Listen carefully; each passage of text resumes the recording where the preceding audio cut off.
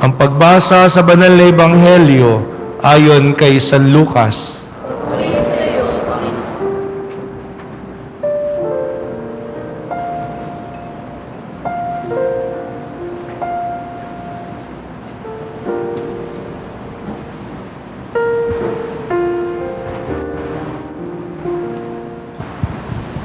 Nang panahong iyon, samantalang nagsalita si Jesus sa mga tao, may isang babaeng humiyaw mula sa karamihan at nagsabi sa kanya, "Mapalad ang babaeng nagdala sa iyo sa kanyang sinapupunan at nag-iwi sa iyo."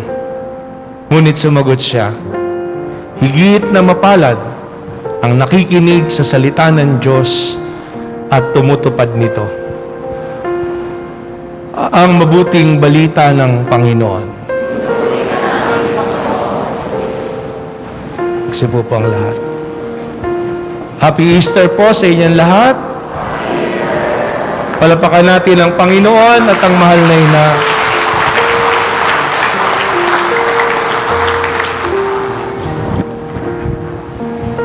Tatlong bagay ang sumasagip po sa isipan natin mula sa mga pagbasa sa araw na ito, na napakahalagang araw para sa ating simbahan, para sa bawat isa sa atin, ang Pasko ng muling pagkabuhay ng ating Panginoong Jesucristo.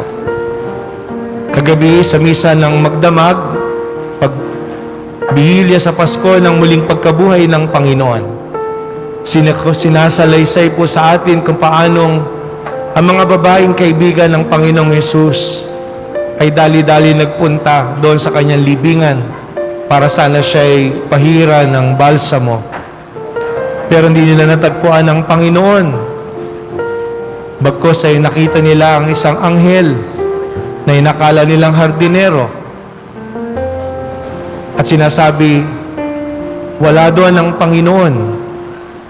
At magtatagpo siya na kasama ng kanyang mga alagad sa Galilea sapagkat siya'y nabuhay. Sa mga kilalang lugar sa mundo, pag po kayo nagbibiyahe, mayroong mga libingan na tinutunguhan.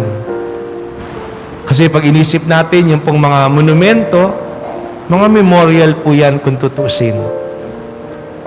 Pinakasikat na siguro, pag pupunta ka ng Middle East, mapunta ka na Egypt, sigurado pupunta ka sa mga pyramids.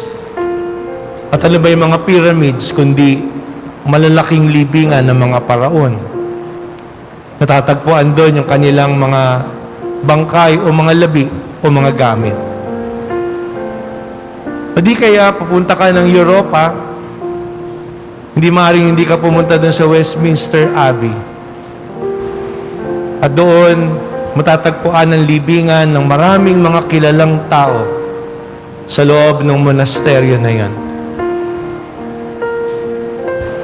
At sa Israel, sa tinatawag na Church of the Holy Sepulchre, paniniwalaang lugar na kung saan ay ilibing ang Panginoon, matatagpuan doon yung isang simbahan. Pero pagpasok po ninyo, may nakalagay na inscription, "He is not here." Isipin niyo po, lumayo-dayo ka pa ng Israel, pagkaraan, wala naman pala doon ang Panginoon. Yun ang pinaniniwalaan lugar na pinaglibingan ng Panginoon, na kung saan doon nilagay yung libingan na pinahiram ni Jose ng Arimathea. At yung salita na yun, "He is not here," yan ang sinabi ng anghel. He is not here. He is alive. He is risen. Yun po yung sabi ng anghel. Siya'y muling nabuhay. Mahalaga para po sa atin ang katotohanan na ito, bagamat walang laman ng libingan na natatagpuan natin, ginulong na bato sa yungib na yon na pinaglagakan ng Panginoon. Iba't ibang mga akala ang sinasabi, pinamalita ng mga saserdote na ninakaw yung bangkay ng Panginoon. Pero sa kwento sa Ebanghelyo, sinasabi sa atin doon, paanong ninakaw? Napakaayos ng lugar. Sa katunayan, pagpasok ng mga apostol, nakita nila, sasabihin sa atin, nakatupi yung mga ipinambalot na tela sa bangkay ng Panginoon. Ibig sabihin, nagligpit pa ang Panginoon. Diba? Hindi katulad ng iba sa atin. Pag bumangon, nanay na lang yung nagliligpit. Diba? Pero ang Panginoon, siya mismo nagligpit. Maayos, kaya imposibleng niransak yung libingan. Lalong higit, hindi pwedeng nakawin yung mga bangkay. Bakit? May bantay na mga kawal. Para ano? Para saan? Para nakawin. Para ipamalita na muling nabuhay ang Panginoon. Kahit nga mga apostol. Pag ninilayan natin sa panahong ito ng Pasko ng muling pagkabuhay, hindi rin kagad nila naintindihan lahat. Hanggang sa dumating yung paglukob ng Espiritu Santo at naunawaan nila ang mga pagpapakita ng Panginoon, hindi pagmumulto, kundi tunay na niluwalhating katawan ng Panginoong Hesukristo. Meron bang multong kumakain? Meron bang multong nahahawakan mo yung kamay at paa? May papasok mo ang iyong daliri at palad. Napakahiwaga, pero yun ang niluwalhating katawan ng Panginoong Hesukristo.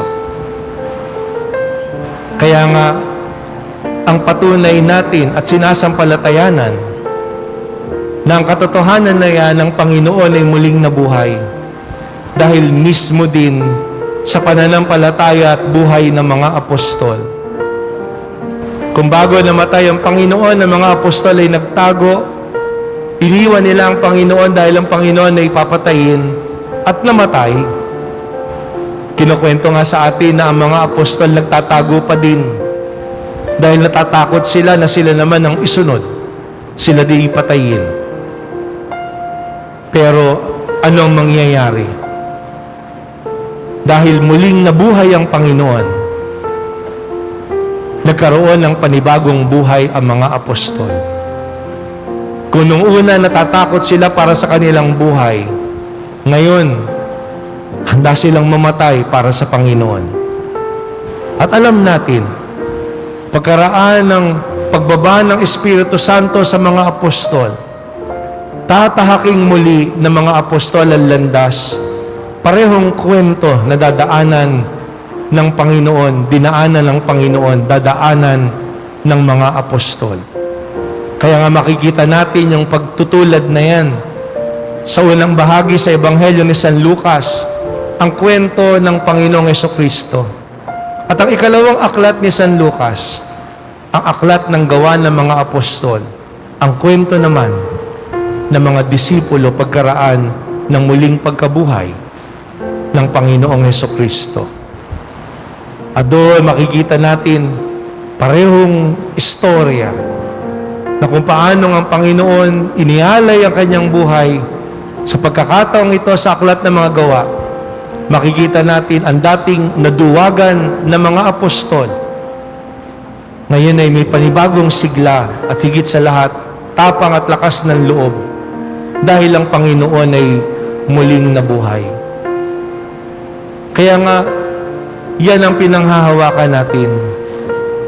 Dahil ano bang mapapala ng mga apostol kung ang Panginoon ay hindi muling nabuhay?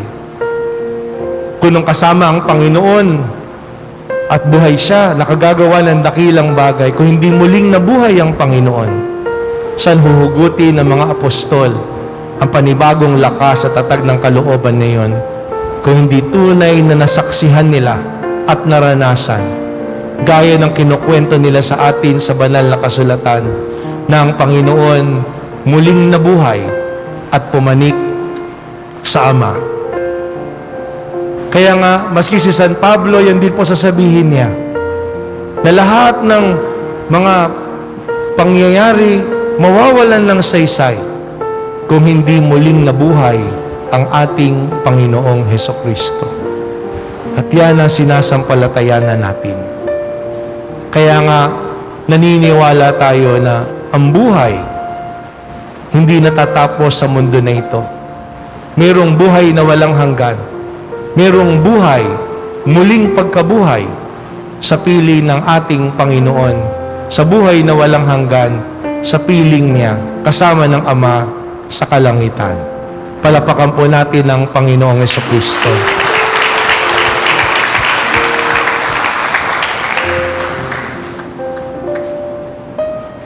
Pero hindi po matatapos doon. Sa pagpapahayag ng Panginoong Jesucristo, matutunghayan natin ang iba't ibang engkwentro ng mga tao sa Panginoon. Yung mga babae na inakala nila hardinero, pero anghel, sinabi ng Panginoon muling nabuhay. Si Maria Magdalena, na magkakaroon talaga ng isang partikular na tagpo na makikilala niya ang Panginoon. Sasabihin niya, it is the Lord. Sa mga karanasan na yun, sasabihin natin, kukwento sa atin sa Ebanghelyo, sa pagpasok sa puntod, makikita nila at mananampalataya sila. They will see and believe. Madalas sa buhay natin sasabihin, to see is to believe. Sa pananampalataya, to see and believe. Kung babalikan natin ang karanasan natin ng 40 araw na paghahanda para sa Pasko ng muling pagkabuhay, tiningnan nating muli ang buhay ng Panginoon. Pero hindi lamang ang buhay na yan na nilakaran ng Panginoon. Tiningnan din natin yung ating sarili. Kaya nga sa 40 araw na yan, inanyayahan tayo na magdasal. Inanyayahan tayo na magsakripisyo. Inanyayahan tayo na magnilay. Inanyayahan tayo na magsisi sa ating mga kasalanan. At nang pumasok tayo sa pinakamanga banal na mga araw, tinatawag na Semana Santa, lalo pa nating binalikan ang mga huling sandali na yon ng buhay ng Panginoon. Pagpasok pa lamang nung linggo ng palaspas, hanggang dun sa Biyernes Santo, araw-araw, iba't ibang tagpo patungo sa kamatayan na yon ng Panginoon sa krus. At doon nga po sa nabasa kong pagninilay, tinitingnan niya kung papaano ang iba't ibang mga tao sa tagpo ng buhay ng Panginoon natatagpuan ang mga munting pagkakahawig nila sa bawat isa sa atin. Kaya nga, doon sa isang nabasa ko pagninilay, sabi niya, ako yung mga apostol. Ako yung mga apostol na nung hilingan ng Panginoon na samahan pa siya na magdasal na tulog. Dahil ang hinahanap ko din kung ano yung madali para sa akin o kaginhawahan. Sa halip na maglaan ng dasal. Ako yung mas pinili ko yung mamasyal kaysa magnalangin. Magpasarap kaysa magsakripisyo. Ako si Judas Iscariote, sabi niya. Bagamat hindi ato ng Panginoon na kaibigan, pinagkanulo siya. Pinagpalit siya sa mga material na bagay. 30 pirasong pila. Ganon din sa aking buhay, sabi niya. Kung pinagpapalit ko ang Panginoon, mas pinipili ko yung mga tao na magiging kaibigan ko sa bisyo, sa paggawa ng masama, sa halip na sa paggawa ng mabuti. Ako si Pedro. Ako si Pedro na tinatwa ang Panginoon. Na nung dumating ang pag-uusig, dumating ang pagsubok, paghihirap, hindi ko tinindigan yung aking panampalataya. Madali akong tumatakas at naduduwagan. Ako yung mga tao na madaling pasunurin at ibuyo sa kung ano ang uso o kung ano yung makita at marinig, kung ano yung bulong. Ako si Caiaphas na naghahanap ng mga tanda at gusto kong maaliw sa mga tanda na yon. Na ang gusto ko ang Panginoon sumunod sa akin at aliwin ako, ibigay ko ano yung gusto ko. O di kaya ako si Pilato na naguhugas ng kamay at ang iniisip ko lang yung aking sariling kapakanan. O ako din yung mga babae sa Jerusalem na matyagang sinalubong ang Panginoon, na matyagang sinundan ng Panginoon, na natili kasama ng Panginoon, At patuloy na naglilingkod kahit siya'y namatay. Ako si Maria. Ako ang alagad na mahal ng Panginoon. Dahil sa kabila ng iyon ay nanatili akong tumitindig sa pananampalataya. Pero alam natin sa huli, ako din si San Pedro, na bagamat puno ng mga kahinaan at pagkukulang, pinag-uubra at pinatatawad ng Panginoong Diyos.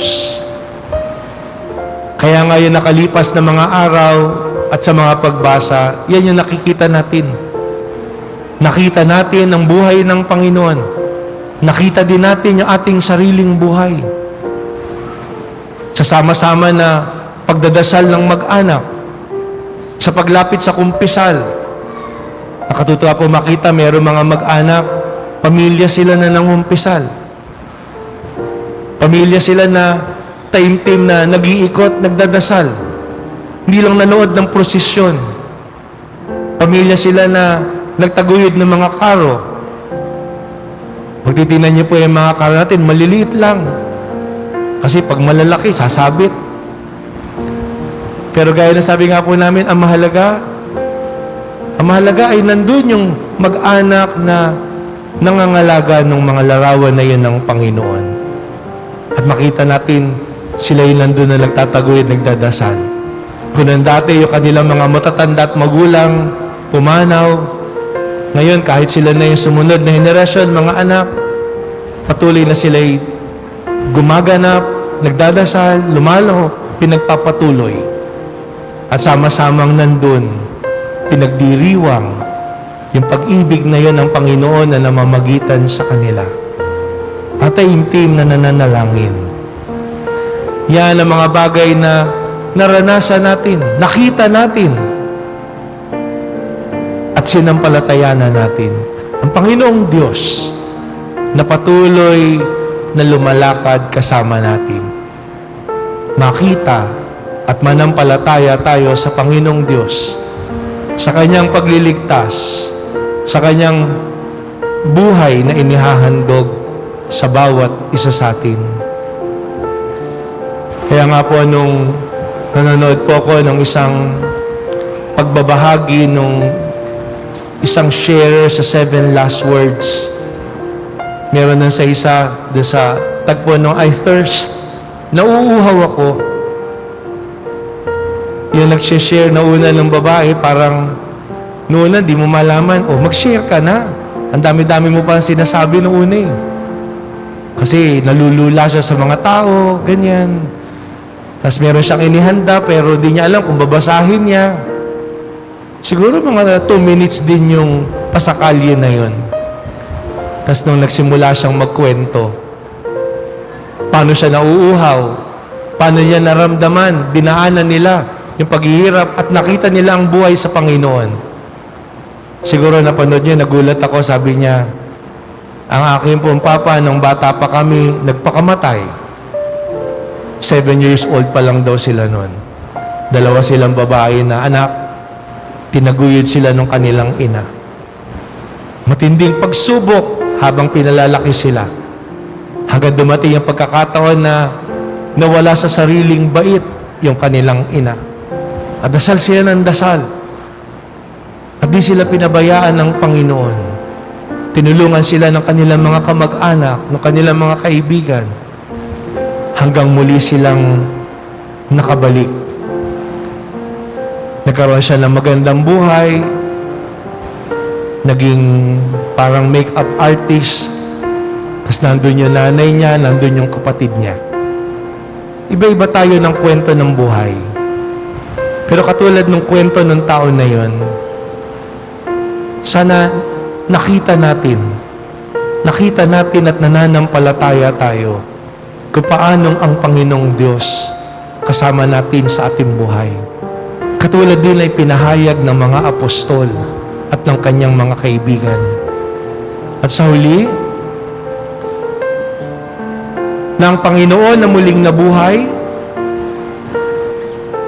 siya'y kasama natin. Siya'y nasa atin. He lives in us. He lives in you. Nabubuhay siya sa atin.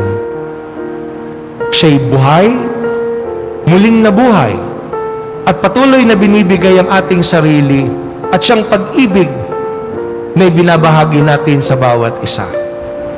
Na minsan isang kilalang kardinal yung tinanong, sino po bang tao ang greatest influence sa inyo?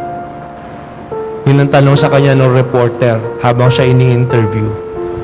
At ang sagot ng kardinal, well, it's Jesus who is the greatest influence in my life.